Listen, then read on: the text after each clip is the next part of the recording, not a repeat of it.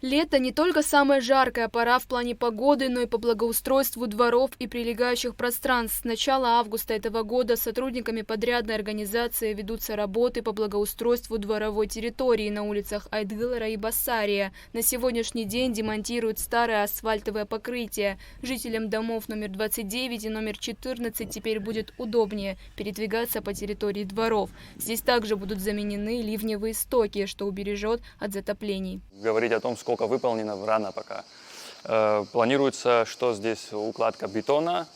Дальше будет производиться устройство лотков ливневых, которые будут подключаться к существующим городским сетям ливневой канализации. Здесь проблемы у них с водой, когда дожди, поэтому предусмотрели такую систему.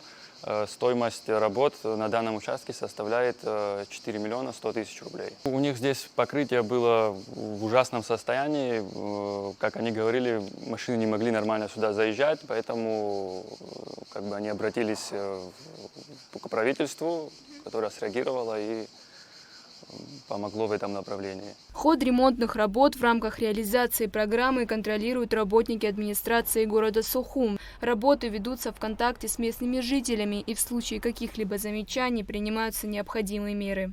От администрации города Сухум мы хотим поблагодарить всех, кто вот сегодня на данном месте, где мы находимся, кто занимается благоустройством этого района, этого объекта, как говорится. Мы очень благодарны. Спасибо всем огромное, кто принимал в этом участие. Жители домов номер 146 и номер 150 по улице Ардзенба уже рады новой дороге во дворе. Процесс бетонирования двора шел около 2 недель. Была проделана масштабная работа по выравниванию грунтового покрытия. Как поделилась жительница дома, раньше были трудности даже в том, чтобы заехать к себе во двор. Теперь эти проблемы исчезли.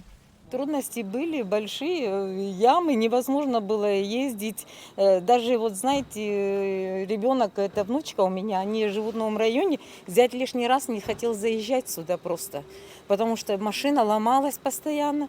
И я думаю, молодцы люди, которые поспособствовали вот этому, чтобы все сделано было. И я очень рада, и все рады. Радости нету предела, как говорится. Все, спасибо большое вам за все.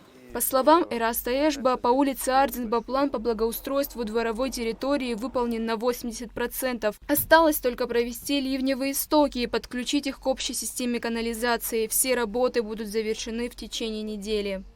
Ульяна Рожкова, Сергей Каджая, Абхазское телевидение.